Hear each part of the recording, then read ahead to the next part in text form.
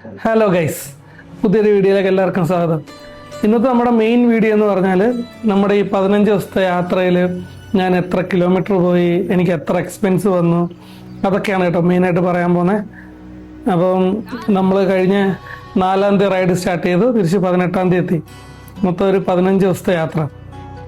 യാത്രയിൽ മെയിനായിട്ട് എനിക്ക് വന്നേക്കുന്ന ചിലവെന്ന് പറഞ്ഞാൽ പെട്രോള്, ഫുഡ്, സ്റ്റേ, പിന്നെ മെയിൻ്റെനൻസ് എന്ന് പറഞ്ഞാൽ എൻ്റെ ആ ബൈക്കിൽ നിന്ന് കുറച്ച് ഡാമേജ് ഒക്കെ ആയില്ലായിരുന്നു, റേഡിയേറ്റർ. അപ്പോൾ അത് ശരിയാക്കിയതിൻ്റെ. പിന്നെ ഡ്രസ്സ് ഞാൻ ഇവിടുന്ന് സ്റ്റാർട്ട് ചെയ്തപ്പം മറ്റേ ജാക്കറ്റിനുള്ളിൽ ഇടാൻ പെട്ടെന്ന് അലക്കി ഉണങ്ങുന്ന 2 ടീഷർട്ട് മേടിച്ചിരുന്നു ഡെക്കാത്തലോണിൽ. അപ്പോൾ അതിൻ്റെ ഒരു ചാർജ് വന്നു. പിന്നെ ട്രാൻസ്പോർട്ടേഷൻ എന്ന് പറഞ്ഞാൽ നമ്മുടെ ബൈക്കിൽ പോയതിൻ്റെ അല്ല, നമ്മളിപ്പോൾ മാത്തേരാനി ചെന്നിട്ട് കുതിര എടുത്തതും പിന്നെ അവിടുത്തെ ഓട്ടോ അങ്ങനത്തെ കുറച്ച് ലോക്കലിയുള്ള യാത്ര ചെയ്തിരുന്നു അതിൻ്റെ. പിന്നെ അതെന്ന് പറഞ്ഞാൽ ഇപ്പം ടിക്കറ്റ് അങ്ങനത്തെ കുറേ ചാർജസ് ഒക്കെ വന്നില്ലേ, അതൊക്കെ ഞാൻ അതെന്ന് പറഞ്ഞിട്ട് അങ്ങനെ ഇട്ടേക്കുന്നത്. അപ്പോൾ നമ്മുടെ 15 ദിവസത്തെ യാത്രയുടെ നമുക്ക് വന്നേക്കുന്ന ചിലവ് ആദ്യം കിലോമീറ്റർ പറയാം. മൊത്തം ഞാൻ 3700 കിലോമീറ്ററാണ് മൊത്തം ടോട്ടലി 15 ദിവസം കൊണ്ട് പോയേക്കുന്നത്. അതിൽ പെട്രോൾ മാത്രം 13,734 രൂപ പെട്രോളിന് വന്നു. പിന്നെ ഫുഡ് ചിലപ്പം കുറച്ച് എക്സ്പെൻസീവ് ആയിട്ട് തോന്നുമായിരിക്കും, കാരണം 15 ദിവസത്തേക്ക് ഇത് ഇച്ചിരി കൂടിപ്പോയെന്ന് തോന്നും. പക്ഷെ ഞാൻ ഭയങ്കര ഫുഡി ആയതുകൊണ്ട് ഞാൻ അതിലത്ര റിഗ്രറ്റ് ചെയ്യുന്നില്ല. 15 ദിവസത്തേക്ക് എനിക്ക് ഫുഡിന് വന്നത് 9,100 രൂപ.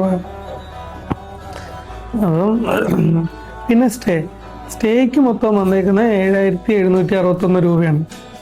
അത് നമ്മൾ 450-ൻ്റെ ലോഡ്ജിൽ എടുത്തിട്ടുണ്ട്, പിന്നെ അല്ലാതെ നോർമൽ ഹോട്ടലിൽ എടുത്തിട്ടുണ്ട്, പിന്നെ ഡോർമെട്രി എടുത്തിട്ടുണ്ട്. ഹംപി പോയിട്ട് ഞാൻ ഡോർമെട്രി എടുത്തേ. ഡോർമെട്രിയിൽ എനിക്കുണ്ടായത് ഒരു മോശം അനുഭവമായിരുന്നു കേട്ടോ. ആ റൂമിൽ ഞാനും പിന്നൊരു ആന്ധ്രയിൽ നിന്ന് വന്ന ഒരു 5-6 പേര് ഒന്നിച്ച അവർ ഫ്രണ്ട് സർക്കിൾ വന്നത്. അവർ വന്നിട്ട് റൂം എടുത്തു. അത് കഴിഞ്ഞിട്ട് ഇവർ വന്ന് ബാത്റൂം യൂസ് ചെയ്തിട്ട് വെള്ളം ഒഴിക്കാതെ പോയി, നമ്പർ 2 പോയിട്ട്. അവസാനം ഞാനത് റിസപ്ഷനിൽ പോയി കംപ്ലൈൻറ്റ് ചെയ്ത്, അപ്പോൾ അവർ വരുമ്പോൾ പറയാമെന്നൊക്കെ പറഞ്ഞ് അങ്ങനെയൊക്കെ വിട്ട്. അത് കഴിഞ്ഞ് രാത്രി 12:30 ആയപ്പോൾ എല്ലാവരും കൂടെ കയറി വന്ന റൂമിൽ. അത് കഴിഞ്ഞ് ഒരുത്തൻ ഫ്ലോറിൽ യൂറിൻ പാസ് ചെയ്യുന്നു. ഞാൻ അപ്പം തന്നെ വീണ്ടും ഇറങ്ങിപ്പോയിട്ട് പറഞ്ഞു. ഇപ്പോഴത്തേക്ക് റിസപ്ഷനിൽ ആരെയും കാണുന്നില്ല, പിന്നെ അല്ലാതെ അവിടെ ഹോട്ടലും ഒക്കെ കൂടെ ഉള്ളു. അപ്പോൾ അവിടുത്തെ സ്റ്റാഫ് ഇരിപ്പുണ്ടാകും. അപ്പോൾ അവരോട് ഞാൻ വന്ന് റൂം മാറ്റി തരണം, ഇങ്ങനെയൊക്കെയാണ് പ്രോബ്ലം എന്ന് പറഞ്ഞു. അപ്പോൾ അവർ പറഞ്ഞു സ്റ്റാഫൊന്നും ഇല്ല, എല്ലാവരും ലോക്കൽസൊക്കെ എൻ്റെ വീട്ടിൽ പോയി, കുറേ പേര് ഉറങ്ങി, ഇത്രയും ടൈമായില്ലേ, ഇന്നൊന്ന് സഹിക്ക്, നാളെ രാവിലെ മാറ്റിത്തരാമെന്ന് പറഞ്ഞു. അടുത്ത ദിവസം റൂം മാറ്റി തന്നു. പക്ഷെ എന്നാലും എനിക്കതൊട്ടും അഡ്ജസ്റ്റ് ആയില്ല. കാരണം ഇങ്ങനെയൊക്കെ, അതും കൊച്ചു പിള്ളേർ, ഏകദേശം എൻ്റെയൊക്കെ പ്രായം തോന്നിക്കുന്ന പിള്ളേർ, ഒരു 5-6 പേര് വന്നിട്ട് ഇങ്ങനെയൊക്കെ കാണിക്കുമെന്ന് സ്വപ്നത്തിൽ പോലും വിചാരിക്കുന്നില്ല.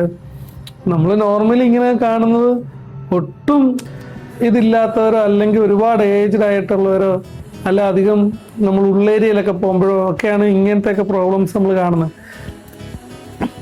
അങ്ങനെ ഞാൻ കുറേ കണ്ടിട്ടുണ്ട് കേട്ടോ. അതുകൊണ്ടാണ് ആരും നെഗറ്റീവായിട്ട് വിചാരിക്കരുത്. ഞാൻ മറ്റേ സൈക്കിൾ റൈഡ് പോയപ്പോൾ നോർത്ത് ഈസ്റ്റ് പോയപ്പോൾ ഞാൻ ഒരുപാട് അങ്ങനത്തെ കാര്യങ്ങൾ ഫേസ് ചെയ്തതാണ്. ഞാൻ പെട്രോൾ പമ്പിലാണ് ടെൻ്റ് അടിച്ചിട്ട് കിടന്ന് ഉറങ്ങിയിരുന്നത്. അപ്പോൾ ഇതുപോലത്തെയൊക്കെ കുറേ ഇങ്ങനെ പെട്രോൾ പമ്പിൽ ടോയ്ലറ്റുകളുണ്ട്, ഇങ്ങനത്തെയൊക്കെ സിറ്റുവേഷൻ വരുന്നത്.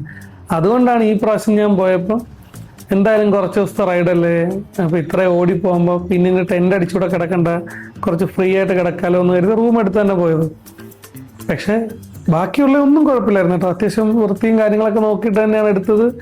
ഡോർമെട്രിയും നല്ല ഡോർമെട്രി ആയിരുന്നു, വേറെ അങ്ങനത്തെ പ്രശ്നങ്ങളൊന്നുമില്ല. ആകെ അവിടെ എനിക്ക് പ്രോബ്ലമായിട്ട് തോന്നിയത് 10 ബെഡൊക്കെ ഉണ്ടായിട്ട് ആകെ 3-4 ചാർജിങ് ഇതുണ്ടായിരുന്നുള്ളൂ. ഇപ്പോൾ എല്ലാവർക്കും ഭയങ്കര പ്രശ്നമാണല്ലോ, ഒരാൾ 2 ഫോണൊക്കെ ഉണ്ടാവും. അപ്പോൾ അങ്ങനത്തെ കുറച്ച് സ്ട്രഗ്ലിങ് സ്റ്റേജ് ഉണ്ടായിരുന്നു അവിടെ. നമ്മൾ ഈ വീഡിയോയും കൂടി എടുക്കുന്നുണ്ട്, നമുക്ക് എന്തായാലും ചാർജ് ചെയ്തേ പറ്റുള്ളൂ, അങ്ങനത്തെയൊക്കെ പ്രശ്നമുള്ളതുകൊണ്ട് കുറച്ച് ബുദ്ധിമുട്ടി. അതും അവർ ചെയ്തത് ഭയങ്കര ഇതാണ്. 10 ബെഡ് ഉണ്ടെങ്കിൽ ആ 10 ബെഡിന് ഒരു സോക്കറ്റ് ചെയ്തെങ്കിലും കൊടുക്കണ്ടേ, അതങ്ങനെ പോലും നമുക്ക് കിട്ടിയില്ല. അതേ ഉള്ളൂ ആകെയുള്ളൊരു പ്രശ്നം തോന്നിയത്. പക്ഷേ ബാക്കി റൂം ബേസ് വൃത്തി ഉണ്ടായിരുന്നു, ടോയ്ലറ്റ് ക്ലീൻ ആയിരുന്നു, ഒക്കെ ഓക്കെ ആയിരുന്നു. പക്ഷെ ഈ വന്നവർ മര്യാദയ്ക്ക് നോക്കാഞ്ഞതിൻ്റെ പ്രശ്നമാണ് അവിടെ ഉണ്ടായുള്ളൂ. അത് ഞാൻ ഒട്ടും പ്രതീക്ഷിച്ചില്ല, അങ്ങനെയൊക്കെ കിട്ടുമെന്ന് ഞാൻ പ്രതീക്ഷിച്ചതേ ഇല്ല. പക്ഷെ അത് നമ്മൾ ഫേസ് ചെയ്യേണ്ടി വന്നു. ബാക്കിയെല്ലാം അത്യാവശ്യം നല്ലതായിരുന്നു. എന്നാൽ ഞാൻ 450 രൂപയുടെ ലോഡ്ജ് എടുത്തിട്ടുണ്ട്. പിന്നെ 600 രൂപ, 700 രൂപ, 800 രൂപ, 1000, 1100, 1200. 1200 ഏറ്റവും കൂടുതൽ എടുത്തേക്കുന്നത്. അത് മുംബൈയിൽ വന്ന റൂം എടുത്തപ്പോഴായിരുന്നു, കല്യാണിൽ. പിന്നെ മാത്തേരാനിൽ പോയി റൂം എടുത്തു. മാത്തേരാനിൽ ഏകദേശം 1500 രൂപ റൂം വന്നു കേട്ടോ. അത് പിന്നെ ടൂറിസ്റ്റ് പ്ലേസ് ആണ്, അവിടെ എന്തായാലും ഏകദേശം അത്രയും തന്നെ വരും. അതുകൊണ്ട് അത് അങ്ങനെ പോയി. എന്നാലും എനിക്ക് തോന്നുന്നത് കുറവായിരിക്കും ഒരാൾക്ക് 1500 മാത്തേരാനിൽ കിട്ടിയത്. പനി കേട്ടോ, അതുകൊണ്ടാണ്. പനി ഇതുവരെ മാറിയില്ല, മരുന്ന് കഴിക്കുന്നുണ്ട്. എന്നാലും എൻ്റെ സൗണ്ട് ഒന്ന് സെറ്റായി വരുന്നേ ഉള്ളൂ. എത്രത്തോളം അത് വീഡിയോയിൽ കിട്ടുന്നുണ്ടെന്ന് എനിക്കറിയില്ല. പിന്നെ അപ്പം അങ്ങനെയൊക്കെയാണ് നമ്മുടെ ചിലവുകൾ വന്നേക്കുന്നത്. അപ്പം ഓരോന്നിനും കറക്റ്റ് എത്ര ആയെന്ന് ഞാൻ പറയാം. പെട്രോൾ മാത്രം നമുക്ക് വന്നേക്കുന്നത് 13,734 രൂപ. പിന്നെ ഫുഡിന് വന്നേക്കുന്ന 9,702 രൂപ. സ്റ്റേയ്ക്ക് 7,761 രൂപ. മെയിൻ്റെനൻസ് 4,920 രൂപ. അത് നമ്മുടെ ആ ബൈക്കൊന്ന് കംപ്ലൈൻ്റ് ആയതിൻ്റെയൊക്കെ റേഡിയേറ്റർ തന്നെ മാറേണ്ടി വന്ന്.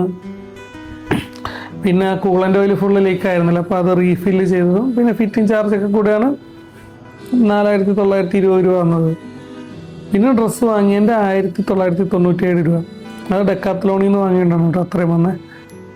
അങ്ങനെ നൈസ് ടീഷർട്ടായിരുന്നു, അലക്കിയാൽ പെട്ടെന്ന് ഉണങ്ങി കിട്ടുന്ന ടൈപ്പ്. പിന്നെ ട്രാൻസ്പോർട്ടേഷൻ അത് 1,665 രൂപ. അതിൽ നമ്മുടെ കുതിരയുണ്ട്, പിന്നെ ഇലക്ട്രിക് ഓട്ടോയുണ്ട്. അങ്ങനെ അല്ലറ ചില്ലറ നമ്മൾ ബൈക്ക് എടുക്കാതെ ചെയ്ത യാത്രയുടെയാണ്. പിന്നെ അതർ എന്ന് പറഞ്ഞാൽ 375 രൂപ വന്നു. അത് ടിക്കറ്റ് എടുത്തതും പിന്നെ വേറെ എന്തോ കൂടെ ഞാൻ അതിനകത്ത് ഇട്ടിട്ടുണ്ട്, എന്താണെന്ന് ഓർമ്മയില്ല. എന്നാലും എന്തോ ചെറിയ ഐറ്റമാണ്, ആകെ 375 രൂപയിലേ വന്നുള്ളൂ. അങ്ങനെ അപ്പോൾ നമ്മുടെ ഈ 15 ദിവസത്തെ ടോട്ടൽ എമൗണ്ട് എന്ന് പറഞ്ഞാൽ 3,700 കിലോമീറ്റർ ഓടി. അതിൽ നമുക്ക് ടോട്ടൽ എമൗണ്ട് വന്നേക്കുന്നത് 39,554 രൂപയാണ്. അതിൽ മെയിനായിട്ട് എനിക്ക് ഇച്ചിരി കൂടുതലെന്ന് തോന്നിയത് ഫുഡ് തന്നെയാണ്. ഫുഡ് 9,000 രൂപ ഇച്ചിരി കൂടി പോയി എന്ന് തോന്നുന്നുണ്ട്, എന്നാലും എനിക്കതിൽ വലിയ വിഷമമില്ല. പിന്നെ സ്റ്റേ 7,761 രൂപ. അതിപ്പോൾ നമ്മൾ ടെൻ്റൊക്കെ അടിച്ച് കിടക്കുകയാണെങ്കിൽ ആ പൈസ നമുക്ക് സേവ് ചെയ്യാം. ഞാൻ പിന്നെ ഓൾറെഡി 6 മാസത്തോളം എൻ്റെ വീട് ടെൻ്റായിരുന്നു. അപ്പോൾ അത്രയും ആ സൈക്കിളൊക്കെ ചവിട്ടി ചെന്നിട്ട് പിന്നെ ടെൻറ്റിനകത്ത് കിടന്നുറങ്ങുമ്പോൾ ചിലയിടത്തൊക്കെ നല്ല ചൂട് സ്ഥലത്തൊക്കെ നല്ല വിയർത്ത് കുളിച്ച് നല്ലോണം ബുദ്ധിമുട്ടിയിട്ടുണ്ട്. അതുകൊണ്ടാണ് ഞാൻ വിചാരിച്ചത് ഈ പ്രാവശ്യം എന്തായാലും കുറച്ച് ദിവസത്തെ യാത്രയല്ലേ, റൂം തന്നെ എടുത്ത് അത്യാവശ്യം ഇത്രയൊക്കെ ഓടിച്ചെന്നിട്ട് ഒന്ന് റിലാക്സ് ചെയ്ത് ഉറങ്ങുക എന്നുള്ളൊരു മൈൻഡിൽ റൂം എടുത്ത് തന്നെ പോകാമെന്ന് വിചാരിച്ചു. പിന്നെ സ്റ്റേ അത് തന്നെയാണല്ലോ ഇപ്പോൾ പറഞ്ഞത്. മെയിൻ്റെനൻസിൻ്റേത് അതങ്ങനെ തന്നെ, കാരണം അതൊട്ടും പ്രതീക്ഷിക്കാതെ കിട്ടിയൊരു പണിയായിപ്പോയി. എൻ്റെ ബഡ്ജറ്റിൽ ഇല്ലാത്തൊരു കാര്യമാണ് കേട്ടോ. വണ്ടിക്ക് അങ്ങനത്തെ പ്രശ്നങ്ങളൊന്നും വന്നില്ല. നിങ്ങൾക്ക് ആ ഒരു 4,920 രൂപ 5,000 റൗണ്ട് ചെയ്തു. അപ്പോൾ ഈ ഒരു എമൗണ്ടിൽ നിന്ന് 5,000 കുറഞ്ഞിട്ട് നമുക്ക് ഏകദേശം ഒരു 40,000 കാൽക്കുലേറ്റ് ചെയ്യാം. 39,554 അല്ലേ, അതൊരു റൗണ്ട് ചെയ്ത് 40,000 ആയിട്ട് പറയാം. അപ്പം അതിൽ നിന്ന് ഈ 5,000 രൂപ നമുക്ക് മാറും. അപ്പം തന്നെ ഒരു 35 രൂപ മതി നമുക്ക് ഈ ഒരു 15 ദിവസം മഹാരാഷ്ട്ര മാത്തേരാനൊക്കെ കറങ്ങി വരാനായിട്ട്. ശരിക്കും എൻ്റെ പ്ലാൻ എല്ലോറൊക്കെ പോകണമെന്നുണ്ടായിരുന്നു. നമ്മൾ ഇവിടുന്ന് റൈഡ് സ്റ്റാർട്ട് ചെയ്തു. നമ്മൾ ആദ്യം കാസർഗോഡ് സ്റ്റേ അടിച്ചു. പിറ്റേ ദിവസം ബേക്കൽ ഫോർട്ട് പോയി. അത് കഴിഞ്ഞ് അടുത്ത ദിവസം മൂകാംബികയ്ക്ക് പോയി. അതിൻ്റെ അടുത്ത ദിവസം കുടജാദ്രി ട്രക്കിങ് പോയി. അത് കഴിഞ്ഞ് അന്നും മൂകാംബിക തന്നെ സ്റ്റേ അടിച്ചു. അടുത്ത ദിവസം മുരുടേശ്വർ പോയി. മുരുടേശ്വറിൽ നിന്ന് ഗോവയിൽ നിന്ന് പിന്നെ മുംബൈയിൽ നിന്ന് മാത്തേരാൻ നെല്ലോറൊക്കെ പോയപ്പോഴാണ് നമ്മുടെ ഈ വണ്ടിക്ക് ഇത്രയും പ്രശ്നങ്ങളൊക്കെ പറ്റിയത്. അതും പറ്റത്തില്ലായിരുന്നു. ഞാൻ പോകുന്ന വഴിക്കൊരു ശിവൻ്റെ അമ്പലത്തിൽ ആ ഒരു സീസൺ ഉത്സവ സമയമായിരുന്നു. ഭയങ്കര തിരക്കെന്നൊക്കെ പറഞ്ഞാൽ പണ്ട് ഞാൻ മറ്റേ കുംഭമേള കാണാൻ പോയപ്പോൾ ഉണ്ടായ പോലെ കിലോമീറ്റർ കണക്കിന് ദൂരെ നിന്ന് വണ്ടിയൊക്കെ പാർക്ക് ചെയ്തിട്ട് ഒരുപാട് ആളുകൾ നടന്നു വരുന്നു. അത്രയും ബ്ലോക്ക്. ആ ബ്ലോക്കിൽ പെട്ടുപോയോണ്ടാണ് ഞാൻ രാത്രി ആയപ്പോൾ ആ ഒരു ഉള്ളേരിയ കാട്ടിക്കൂടെ ഉള്ളൊരു ഏരിയ കയറിയത്. അപ്പം എങ്ങനെങ്കിലും ബൈപ്പാസ് പെട്ടെന്ന് എത്തണം എന്നുള്ളൊരു ഇതിൽ നല്ല സ്പീഡിൽ ഓടി. അപ്പം നല്ല ക്ലിയർ ആയിട്ട് കിടക്കുന്ന റോഡ്. അപ്പോൾ ഞാൻ ഒരിക്കലും അവിടെ ഇങ്ങനത്തെ ഒരു സംഭവം പ്രതീക്ഷിക്കുന്നില്ല. അപ്പോൾ പെട്ടെന്ന് ഓപ്പോസിറ്റ് ഒരു കാറ് വന്നു. അപ്പോൾ അതിൻ്റെ ലൈറ്റിൻ്റെ കണ്ണിലടിച്ച് ഫ്രണ്ട് കാണില്ലല്ലോ. അപ്പം വണ്ടി അങ്ങോട്ട് പാസ്സാവുകയും എൻ്റെ ഫ്രണ്ടിൽ വലിയൊരു കുഴിയും അവിടെ ഒരു റെക്റ്റാങ്കിൾ ഡിവൈഡർ ഉണ്ടല്ലോ, അതിങ്ങനെ മറ്റേ ഫൈബറിൻ്റെ മറിഞ്ഞ് കിടക്കുമായിരുന്നു. അപ്പം ആ ഒരു ഒറ്റ വെട്ടിയിലാണ്. കുഴിക്കകത്ത് വീണ് കഴിഞ്ഞാൽ ചിലപ്പോൾ ഞാൻ നല്ലോണം ഇതാവും. അപ്പോൾ കുഴിക്കകത്ത് വീഴാതെ പെട്ടെന്ന് ആ ഡിവൈഡറിലേക്ക് വെട്ടിച്ച് ഡിവൈഡർ ഇടിച്ച് ജമ്പ് ചെയ്താണ് പോയി നിന്നത്. വീണതൊന്നുമില്ല, ജമ്പ് ചെയ്ത് നിന്നു. പക്ഷെ ആ ജമ്പിങ്ങിൻ്റെ ഇടയ്ക്ക് എപ്പോഴോ ഡിവൈഡർ വന്ന് റേഡിയേറ്ററിൽ ഇടിച്ചിട്ട് കൂളൻ്റെ ഓയിൽ ലീക്കാവാൻ തുടങ്ങി. അത് ഞാൻ അറിഞ്ഞതേ ഇല്ല.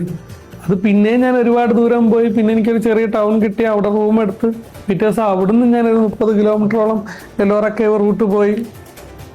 അതിനുശേഷമാണ് ഞാനൊരു ഹോട്ടലിൽ ഫുഡ് കഴിക്കാൻ കയറിയപ്പോൾ ഒരു പയ്യനാണ് ഇത് കണ്ടത് ലീക്കായിക്കൊണ്ടിരിക്കുന്നത്. അവൻ ഞാൻ വരാൻ വേണ്ടി വെയിറ്റ് ചെയ്ത് നിന്ന്, ഞാൻ വന്നപ്പോൾ പറഞ്ഞു നിന്ന്. അപ്പോൾ പിന്നെ നമുക്ക് അതൊന്നും വീഡിയോ എടുക്കാനുള്ളൊരു മൈൻഡ് സെറ്റ് വരില്ലല്ലോ, ആകെ ഡൗൺ ആയി പോയില്ലേ. പിന്നെ അപ്പോഴേക്കും കംപ്ലീറ്റ് കൂളൻ്റെ ഓയിൽ തീർന്നു. ഞാൻ പിന്നെ എറണാകുളം സർവീസ് സെൻറ്ററിൽ വിളിച്ചു. അപ്പോൾ അവർ പറഞ്ഞു വാണിംഗ് കാണിക്കുന്നുണ്ടെങ്കിൽ ഓടിക്കരുത്, അത് എഞ്ചിൻ തണുത്തതിന് ശേഷം മാത്രമേ ഓടാവുള്ളൂ എന്ന് പറഞ്ഞ്. അങ്ങനെ ഞാൻ അവിടുത്തെ സർവീസ് സെൻറ്റർ ലൊക്കേഷൻ ഇട്ടപ്പോൾ തിരിച്ച് ഞാനൊരു 100 കിലോമീറ്റർ മുമ്പേക്ക് തിരിച്ച് വരണം, എന്നാൽ മാത്രമേ അതിൻ്റെ സർവീസ് സെൻറ്റർ ഉള്ളൂ. അങ്ങനെ പിന്നെ കുറച്ച് ദൂരം ഓടും. അപ്പോഴത്തേക്ക് എന്താ പറയുക, അതിൻ്റെ സിമ്പിൾ കാണിക്കും, വാണിംഗ് ലൈറ്റ് കത്തും. അപ്പോൾ പിന്നെ ഞാൻ ആ ഒരു വെയിലത്ത് എൻജിൻ കൂളാകാൻ വേണ്ടി ഞാൻ ആ വെയിൽ കൊണ്ട് അതിപ്പോഴും ഓർക്കുമ്പം നല്ല സ്ട്രഗിൾ ചെയ്തു. രാവിലെ ഇറങ്ങി തിരിച്ചിട്ട് ഞാൻ വൈകിട്ട് ഒരു 6 മണിയൊക്കെ ആയപ്പോഴാണ് സർവീസ് സെൻറ്റർ എത്തുന്നത്. അതുവരെ ഇങ്ങനെ കുറച്ച് ദൂരം ഓടും, എൻജിൻ ഹീറ്റാവും, പിന്നെ എൻജിൻ തണുക്കാൻ വേണ്ടി നിർത്തിയിടും. എൻജിൻ ഒരു കുറച്ച് കഴിയുമ്പോൾ തണുക്കും, വീണ്ടും വണ്ടി എടുത്ത് കുറച്ച് ദൂരം പോകും. കുറച്ച് ദൂരം എന്നൊക്കെ പറഞ്ഞാൽ ആദ്യ ടൈമിലൊക്കെ എനിക്കൊരു 10 കിലോമീറ്റർ ഒക്കെ കിട്ടിയെന്ന് തോന്നും. 2 വട്ടം 10 വെച്ച് ഏതാണ്ട് അത്രയും കിട്ടി. പിന്നെ അങ്ങോട്ട് 1 കിലോമീറ്ററൊക്കെ ആകുമ്പോഴത്തേക്ക് ഹീറ്റാവും. കാരണം ഉള്ളേരിയയിലോട്ട് കയറാൻ തുടങ്ങി. അപ്പോൾ നമുക്ക് ടോപ്പ് ഗിയറിൽ പോകാൻ പറ്റത്തില്ലല്ലോ. അപ്പോൾ എൻജിൻ പിന്നെയും ഭയങ്കരമായിട്ട് ഹീറ്റാവും. പിന്നെ അങ്ങോട്ട് 1 കിലോമീറ്റർ ഓടും, വണ്ടി ഹീറ്റാവും, നിർത്തും, പിന്നെയും കുറച്ച് ഓടും. പിന്നെ അങ്ങനെ ഇടയ്ക്ക് വെച്ചിട്ടൊരു 8 കിലോമീറ്റർ ഇപ്പുറം വെച്ചിട്ട് 2 പേര് ബൈക്കിൽ വന്നിട്ട് അവരെനിക്ക് ചവിട്ടി തന്നു.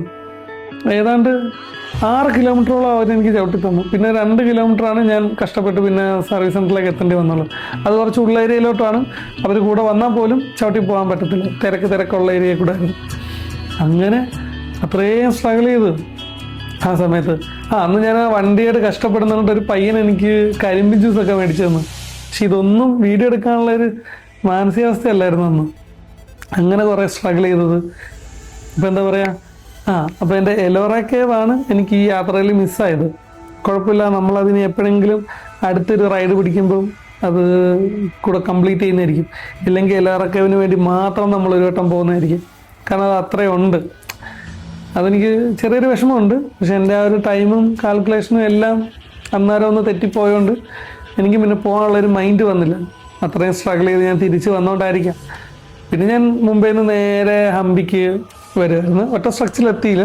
അതിന് മുമ്പ് ഒരിടത്ത് സ്റ്റേ അടിച്ച് അത് കഴിഞ്ഞ് നേരെ ബദാമി വന്നു, ബദാമി എക്സ്പ്ലോർ ചെയ്ത് അത് കഴിഞ്ഞ് ഹംപി വന്നിട്ട് പ്ലാൻ ചെയ്തത് ഒരു ദിവസം നിന്ന് അന്ന് നൈറ്റ് സ്റ്റേ അടിച്ചിട്ട് പിറ്റേ ദിവസം രാവിലെ പോകുന്ന പോലെയായിരുന്നു.